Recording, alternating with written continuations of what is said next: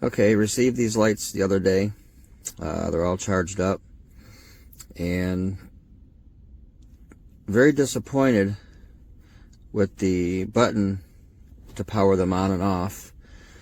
It won't turn on just by pressing it.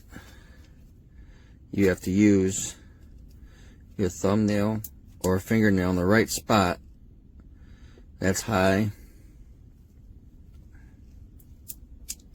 medium, low, and red. And if you notice, it's kind of hard to tell, but I'm really using a lot of pressure to be able to turn this on with my thumbnail.